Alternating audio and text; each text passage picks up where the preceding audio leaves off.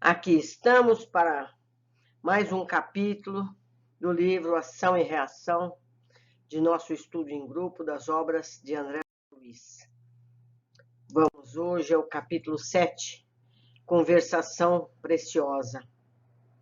Facilitando-nos a tarefa, Druso apresentou-nos mais intimamente ao ministro Sâncio, informando que estudávamos, em alguns problemas da mansão, as leis de causalidade, anelando penetrar mais amplas esferas de conhecimento acerca do destino, indagávamos sobre a dor.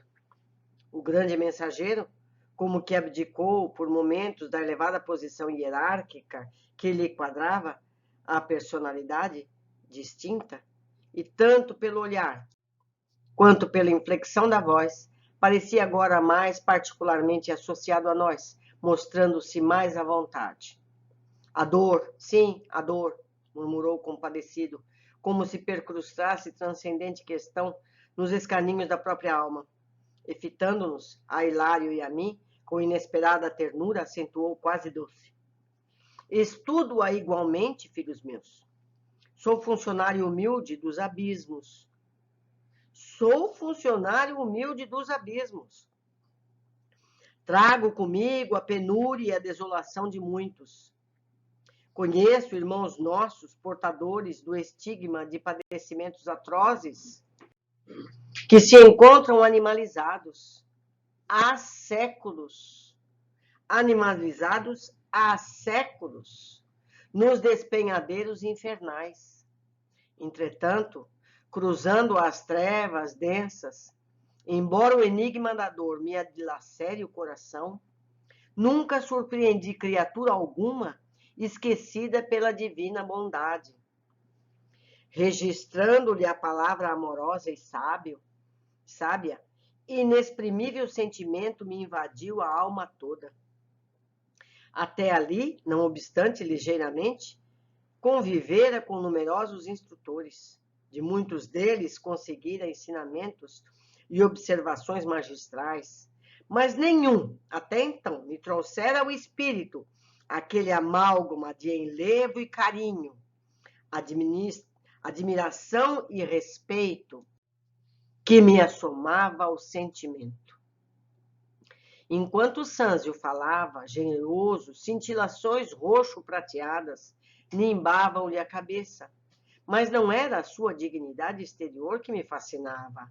Era o caricioso magnetismo que ele sabia exteriorizar.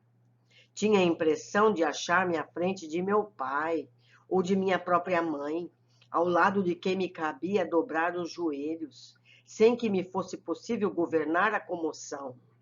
Lágrimas ardentes rolavam-me pela face. Não pude saber se Hilário estava preso ao mesmo estado d'alma, porque diante de mim passei a ver Sâncio somente, dominado por sua grandeza humilde. De onde vinha, senhor? Perguntava sem palavras, nos resfolhos do coração, aquele vulto tão ilustre, mas apesar disso tão simples d'alma. Onde conhecera eu aqueles olhos belos e límpidos? Em que lugar lhe receberam um dia o orvalho de amor divino? Se, assim como o verme na caverna sente a bênção do calor do sol? O ministro percebeu minha emotividade como professor e assinalava a perturbação do aprendiz. E qual me quisesse advertir sobre o aproveitamento das horas, avançou para mim e observou carinhosamente. Pergunte, meu filho, sobre questões não pessoais, e responderei quanto puder. Questões não pessoais. Porque André sentia que já o conhecia. Ele não queria responder a respeito. Percebi-lhe a nobre intenção e busquei dominar-me. Grande benfeitor, exclamei comovido, buscando olvidar os meus próprios sentimentos. Poderemos ouvi-lo de algum modo acerca do karma? Sâncio retomou a posição que lhe era habitual, junto ao espelho cristalino, e obtemperou. Sim, o karma, expressão vulgarizada entre os hindus, que em sânscrito quer dizer ação, a rigor designa causa e efeito, de vez que toda a ação ou movimento deriva de uma causa ou impulsos anteriores. Para nós, expressará a conta de cada um, englobando os créditos e os débitos, que em particular nos digam respeito. Por isso mesmo, a conta dessa natureza, não apenas catalogando e definindo individualidades, mas também povos e raças, estados e instituições. Há karma definido individualmente para povos e raças, estados e instituições. O ministro fez uma pausa, como quem dava a perceber que o assunto era complexo, e continuou. Para melhor entender o karma, ou conta do destino, criada por nós mesmos, convém lembrar que o governo da vida possui igualmente o seu sistema de contabilidade, a se lhe expressar no mecanismo de justiça inalienável.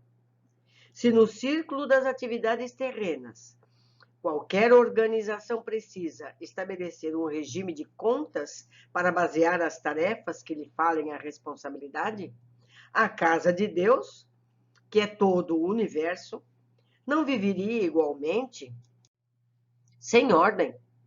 A administração divina, por isso mesmo, dispõe de sábios departamentos para relacionar, conservar, comandar e engrandecer a vida cósmica. Tudo pautando sobre a magnanimidade do mais amplo amor e da mais criteriosa justiça. Nas sublimadas regiões celestes de cada orbe,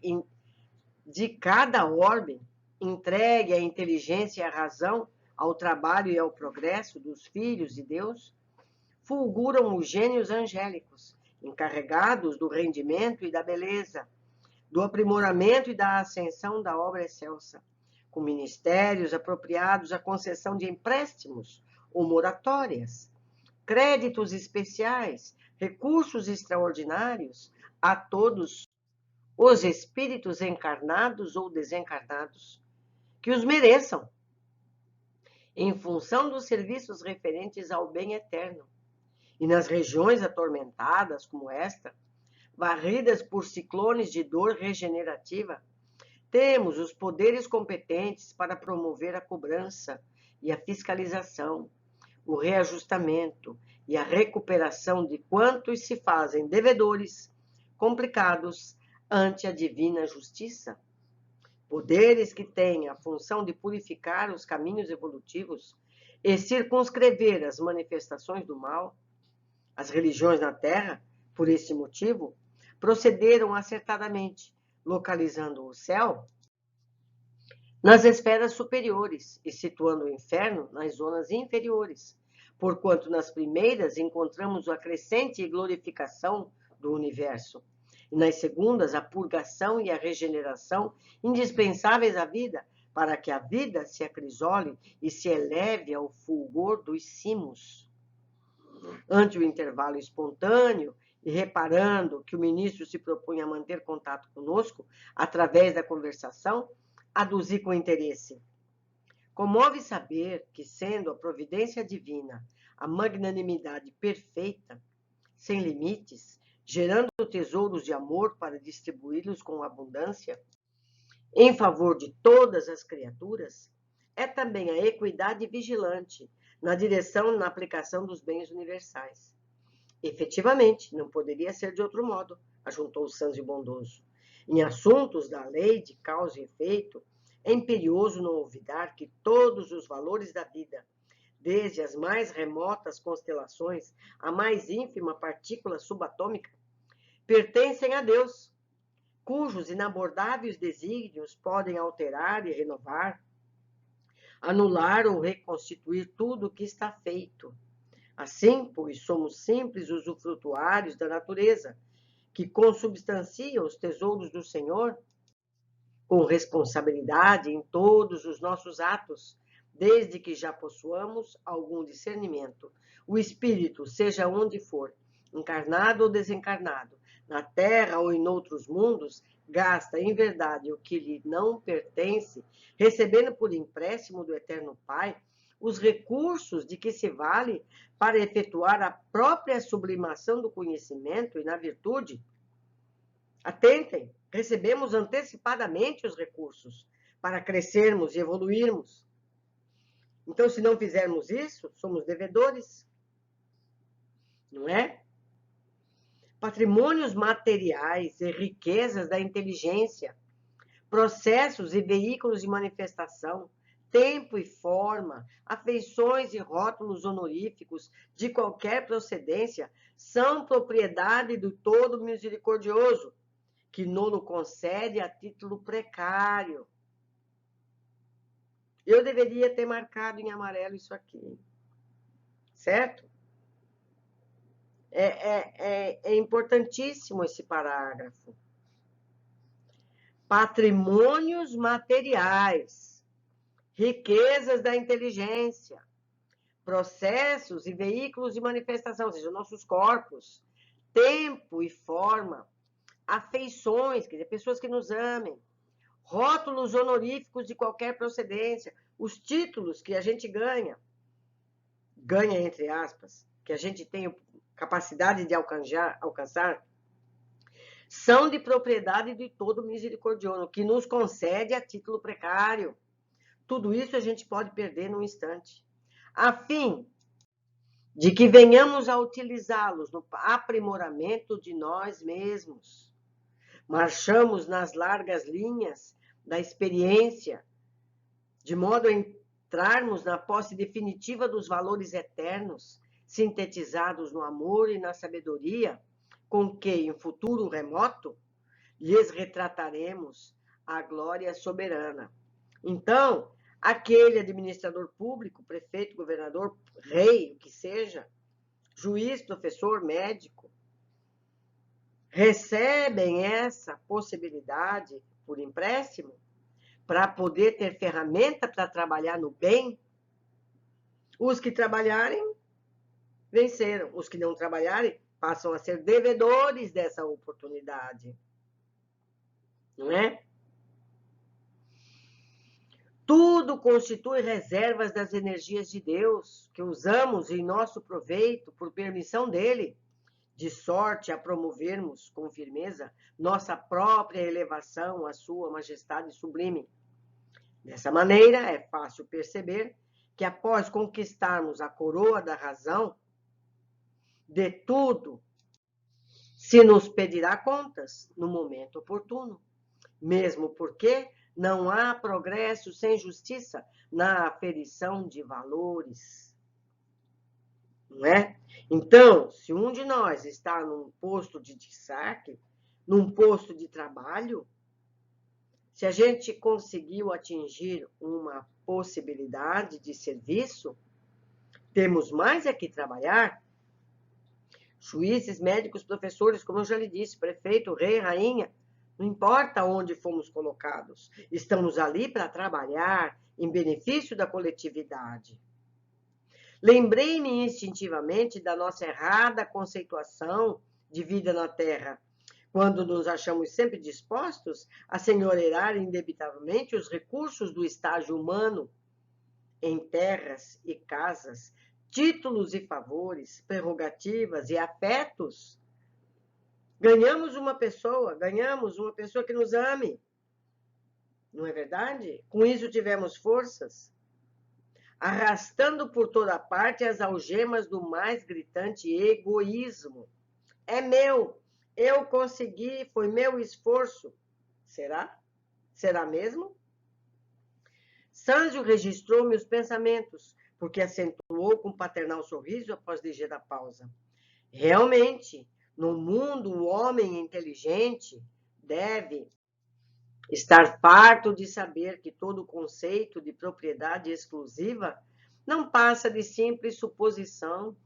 Por empréstimo, sim, todos os valores da existência lhes são adjudiciados pela providência divina por determinado tempo, de vez que a morte funciona como juiz inexorável, transferindo os bens de certas mãos para outras e marcando com inequívoca exatidão o proveito de cada espírito extrai das vantagens e concessões que lhe foram entregues pelos agentes da infinita bondade.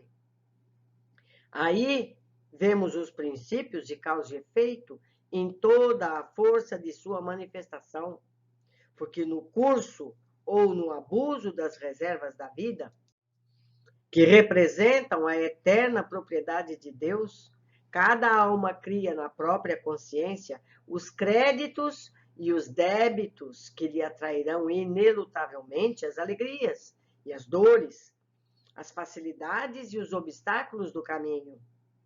Quanto mais amplitude em nossos conhecimentos, mais responsabilidade em nossas ações, através de nossos pensamentos, palavras e atos que nos fluem invariáveis do coração. Gastamos e transformamos constantemente as energias do Senhor em nossa viagem evolutiva, nos setores da experiência, do quilate de nossas intenções e aplicações nos sentimentos e práticas da marcha.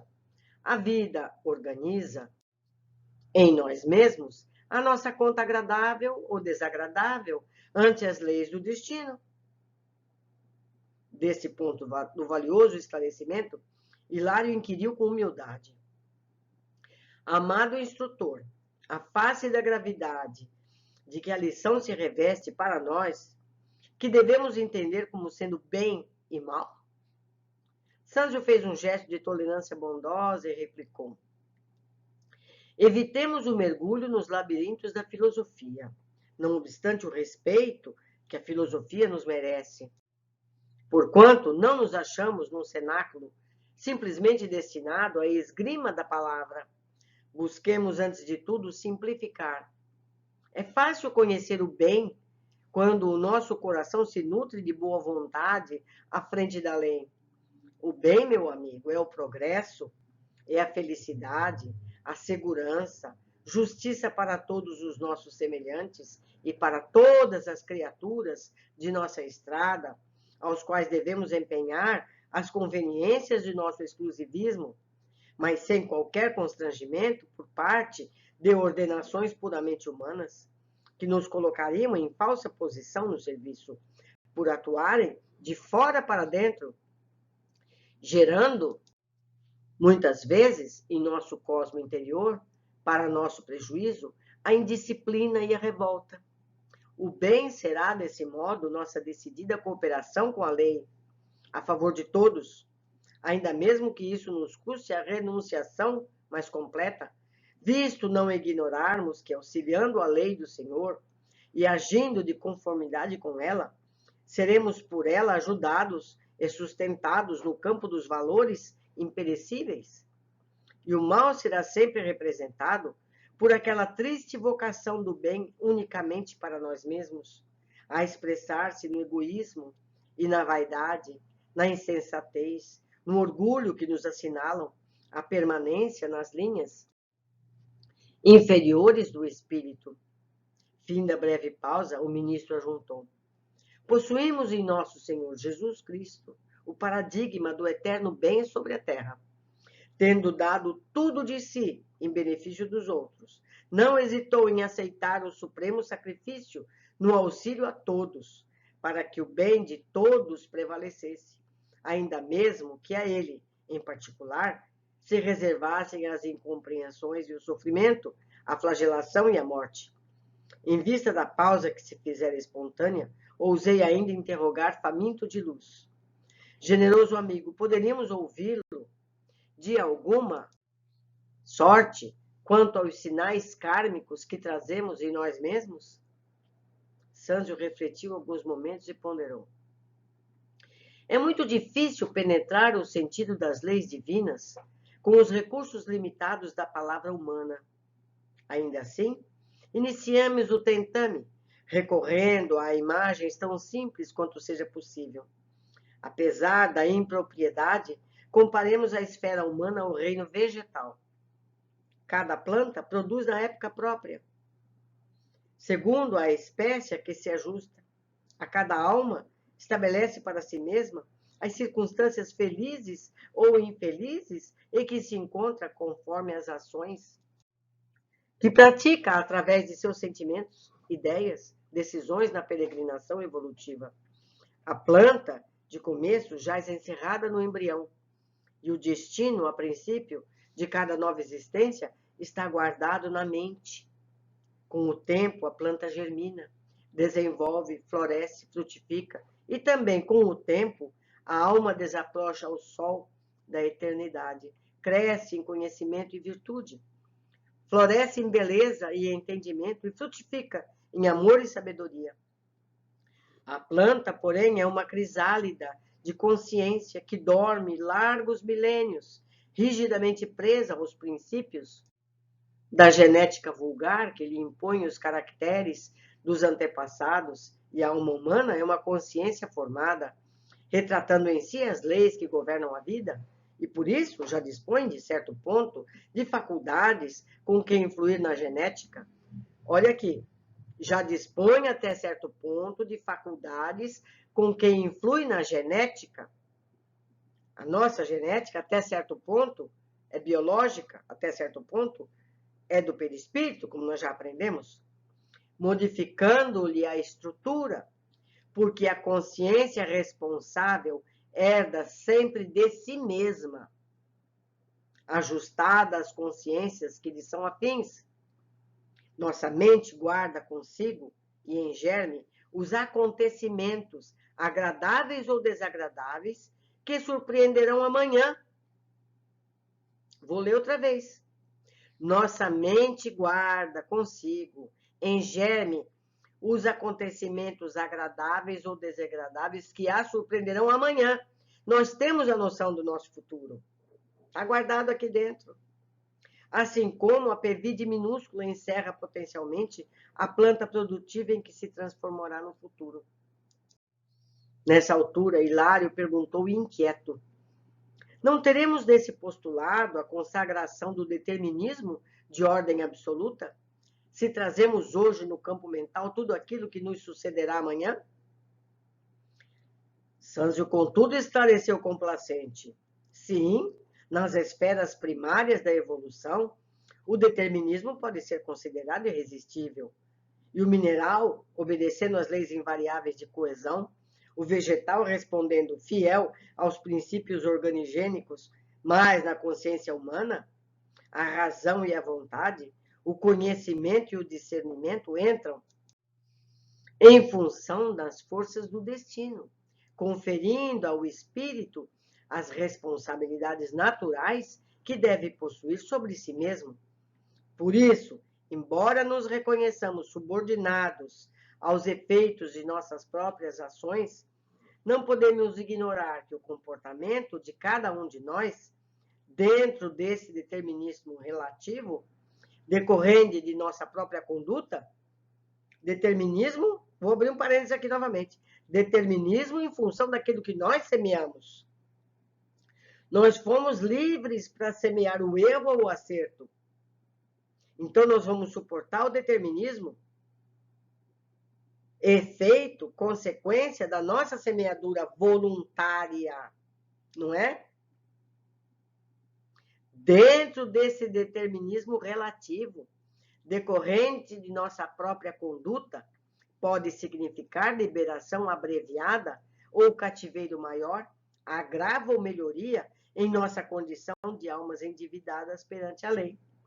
Mas, ainda mesmo nas piores posições expiatórias em que ele goza a consciência dos direitos inerentes ao livre-arbítrio, como não, falou o ministro generoso, imaginemos um delinquente monstruoso, segregado na penitenciária, acusado de vários crimes, permanece privado de toda e qualquer liberdade na enxovia comum. Ainda assim, na hipótese de aproveitar o tempo no cárcere para servir espontaneamente à ordem, ao bem-estar das autoridades e dos companheiros, acatando com humildade e respeito as disposições da lei que o corrige, atitude essa que resulta em seu livre-arbítrio para ajudar ou desajudar a si mesmo. A breve tempo, esse prisioneiro começa por atrair a simpatia daqueles que o cercam, avançando com segurança para a recuperação de si mesmo. Não é verdade? O raciocínio era claro, mas não desejando perder o fio da lição simples e preciosa, indaguei. Venerável benfeitor, para nossa edificação, poderemos recolher mais amplas anotações sobre a melhor maneira de colaborar com a lei divina em nosso próprio favor? Dispomos de algum meio para escapar à justiça? Oh, dispomos de algum meio para escapar à justiça? Sanzio sorriu e observou. Da justiça ninguém fugirá, mesmo porque a nossa consciência, em acordando para a santidade da vida, aspira a resgatar dignamente todos os débitos de que se onerou perante a bondade de Deus. Entretanto, o amor infinito do Pai Celeste brilha em todos os processos de reajuste. Assim é que, se claudicamos nessa ou naquela experiência indispensável, a conquista da luz que o Supremo Senhor nos reserva, é necessário nos adaptemos à justa recapitulação das experiências frustradas. Vou repetir. É necessário nos adaptemos à justa recapitulação das experiências frustradas, utilizando os patrimônios do tempo. Ou seja, nós temos que repetir as situações em que erramos para poder provar que acertamos. Figuramos um homem acovardado diante da luta, perpetrando o suicídio aos 40 anos de idade no corpo físico. Este homem penetra no mundo espiritual sofrendo as consequências imediatas do gesto infeliz, gastando tempo mais ou menos longo, segundo as atenuantes e agravantes de sua deserção, para recompor as células do veículo perispirítico. E logo que oportuno, quando torna a merecer o prêmio de um corpo carnal na esfera humana, dentre as provas que repetirá, naturalmente se inclui a extrema tentação ao suicídio na idade precisa em que abandonou a posição de trabalho que lhe cabia. Não vou precisar ler de novo, né? Vocês entenderam, eu não grifei de amarelo. Eu vou falar brevemente, quer dizer, aquele que se suicidou, se acovardou na prova, ele vai pagar todo esse em sofrimento essa situação que ele fez. Vai passar um tempo no plano espiritual, vai precisar recuperar esse perispírito que ele danificou. Quando ele voltar, na idade aproximada em que ele cometeu o ato equivocado, ele vai passar por nova situação em que ele tem que saber superar. Interessante, na idade aproximada ele vai ter que passar por nova prova. Vamos ver se você aproveitou o ensinamento. Porque as imagens destrutivas que arquivou em sua mente se desdobrarão diante dele através de fenômenos a que podemos chamar circunstâncias reflexas, dando aso a recônditos desequilíbrios emocionais que o colocarão logicamente em contato com as forças desequilibradas que lhe ajustam ao temporário modo de ser. Se esse homem não houver amealhado recursos educativos e renovadores em si mesmo, pela prática da fraternidade do estudo, de modo a superar a crise inevitável, muito dificilmente escapará ao suicídio de novo, porque as tentações, não obstante reforçadas por fora de nós, começam em nós e alimentam-se de nós mesmos. Eu deveria ter grifado tudo isso de amarelo. Entendemos? E a gente já teve contato com outros casos de espíritos que se suicidam repetidamente em várias vidas.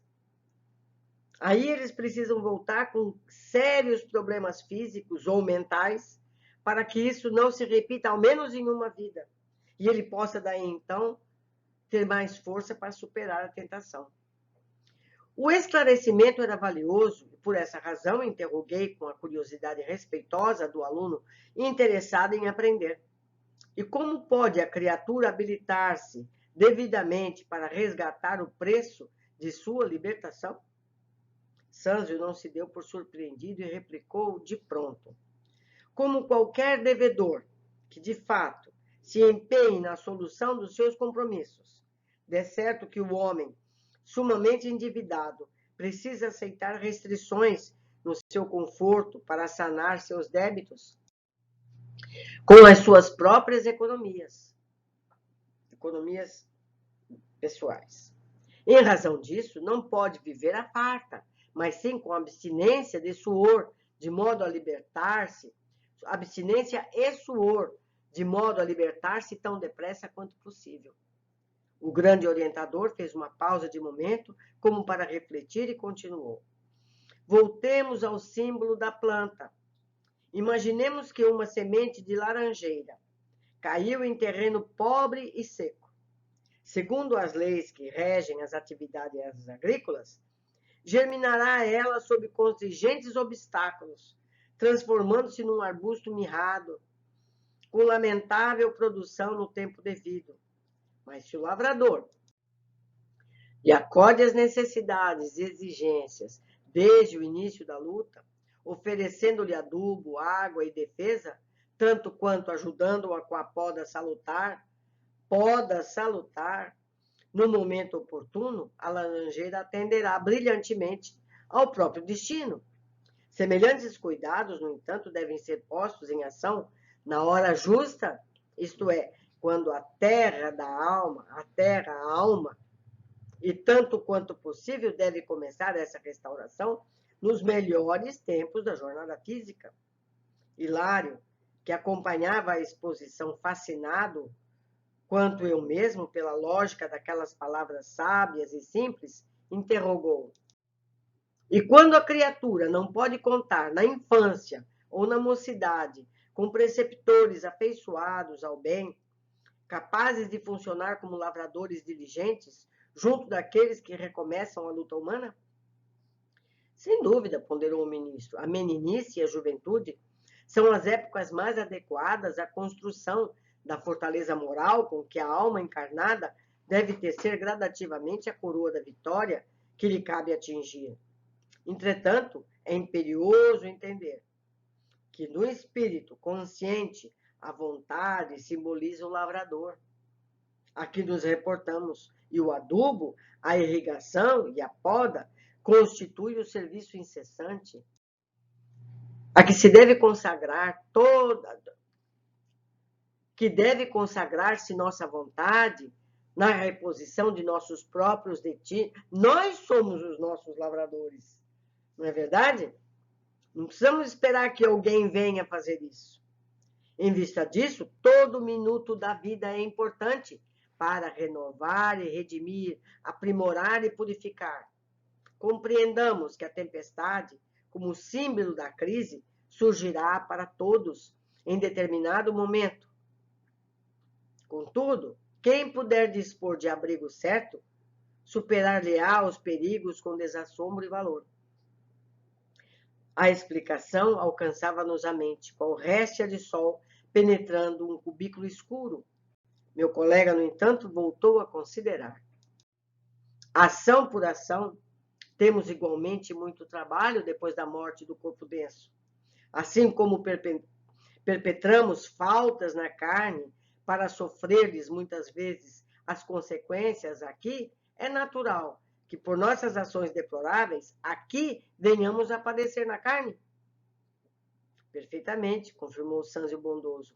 Nossas manifestações contrárias à lei divina, que é invariavelmente o bem de todos, são corrigidas em qualquer parte. Há por isso expiações no céu e na terra. Muitos desencarnados que se enleiam em desregramentos passionais até as raias do crime, mormente nos processos de obsessão, não obstante advertidos pela própria consciência e pelos avisos respeitáveis de instrutores benevolentes, criam para si mesmos pesadas e aflitivas contas com a vida, cujo resgate lhes reclama luta e sacrifício em tempo longo. Aliás, com alusão ao assunto, é justo lembrar que o nosso esforço de auto-reajustamento na vida espiritual, antes da reencarnação, na maioria das circunstâncias, ameniza-nos a posição, garantindo-nos uma infância e uma juventude repletas de esperança e tranquilidade, para as recapitulações a se efetuarem na madureza, exceção feita, naturalmente, aos problemas de dura e imediata expiação, nos quais a alma é compelida a tolerar rijos padecimentos, muitas vezes desde o ventre materno, tanto quanto os desenganos e os achaques, as humilhações e as dores da velhice ou da longa enfermidade antes do túmulo. Essas dores, angústias e sofrimentos vários nos suavizam a ficha de espíritos devedores, permitindo-nos abençoada trégua nos primeiros tempos da esfera espiritual, logo após a peregrinação pelo campo físico. A maioria das pessoas encarnadas no mundo, ao atingirem a idade provecta, habitualmente se confiam, nas últimas fases da existência, à ponderação e à meditação, serenidade e a doçura. As mentes infantis, ainda mesmo na senectude das forças genuinamente materiais, continuam levianas e irresponsáveis, mas os corações amadurecidos no conhecimento se valem, por intuição natural da velhice ou da dor, para raciocinar com mais segurança, seja consagrando-se à fé nos templos religiosos, com que se asseguram a si próprios mais amplo equilíbrio íntimo, seja devotando-se à caridade, com o que esbatem na memória as recordações menos desejáveis, preparando assim, com louvável acerto e admirável sabedoria, a irrevogável passagem para a vida maior. Concluí pelo olhar de Druso que a nossa entrevista estava prestes a encerrar-se, e por isso aventurei ainda uma indagação.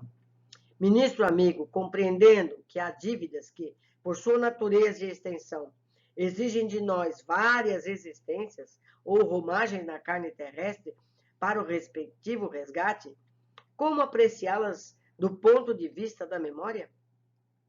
Sinto, por exemplo, que tenho na retaguarda imensos débitos para ressarcir, dos quais não me lembro agora. Sim, explicou ele, a questão é de tempo. À medida que nos demoramos aqui, na organização perispirítica, no fiel cumprimento de nossas obrigações para com a lei, mais se nos dilata o poder mnemônico. Avançando em lucidez, abarcamos mais amplos domínios da memória.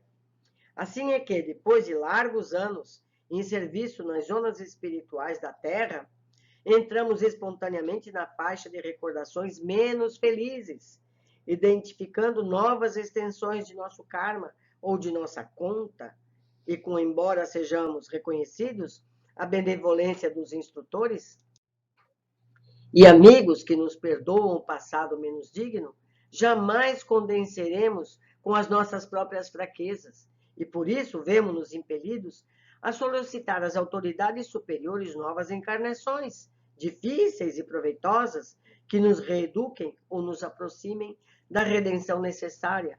Compreenderam? Sim, havíamos entendido. Sanzio fitou o diretor da casa, como a dizer-lhe que o horário se esgotara, e Druso lembrou, com gentileza, que não devíamos reter um instrutor atencioso e complacente. Agradecemos com humildade as lições recebidas, enquanto o ministro voltava à câmara brilhante, onde a neblina móvel passou, de novo, a adensar-se, apagando-lhe a figura venerável aos nossos olhos. Em breves minutos, o ambiente retomou as características que lhe eram habituais, e a palavra comovedora de Druso em prece encerrou a inovidável reunião. Muito conhecimento, como sempre. Vamos às nossas observações. Tivemos mesmo um precioso capítulo. A definição. O karma, expressão vulgarizada entre os hindus, que em sânscrito quer dizer ação, a rigor, designa causa e efeito, de vez que toda a ação ou movimento deriva de causa ou impulsos anteriores. Para nós, expressará a conta de cada um, englobando os créditos e os débitos que, em particular, nos digam respeito. É lei da física. Se você empurrar um objeto, o objeto vai deslizar, não é? Se você jogar uma pedra para cima, ela vai cair na nossa cabeça. Atentemos, créditos ou débitos. Temos sempre a ideia apenas dos débitos, não é? E há os pessoais e os coletivos, definindo individualidades, mas também povos, raças, estados e instituições. Nós podemos observar certas localidades do planeta sofrem repetidos danos. Isso é um motivo, tem um motivo de ser, não é verdade?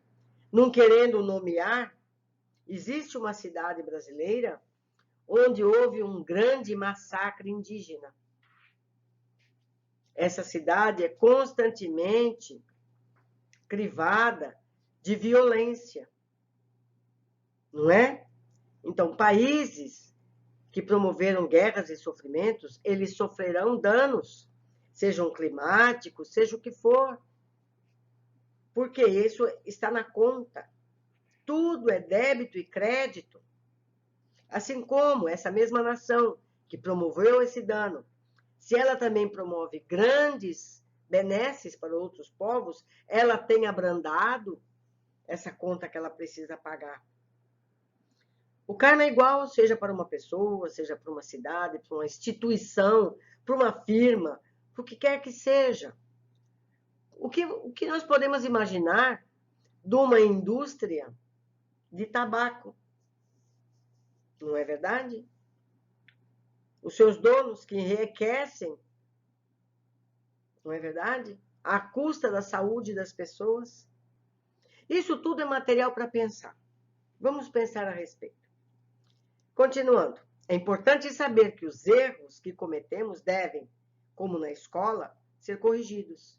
É necessário nos adaptemos à justa recapitulação das experiências frustradas. Temos que passar pela mesma situação e vencer a prova. Uma aprovação quer dizer passar pela prova, não é? Pelo teste, não errar novamente. Aquele aluno que brincou o ano todo, chega no dia da prova final, ele vai ser reprovado. Ele tem que tornar aquele ano letivo, repetir todas as lições e, no fim, fazer a prova novamente, para ver se ele é aprovado. Não é assim? A vida é igualzinho. Meus amigos, aprendemos muito com esse capítulo. Estou ansiosa para receber comentários de vocês, para que possamos trocar ideias sobre todo esse conhecimento. Um abraço muito querido, até o nosso próximo encontro.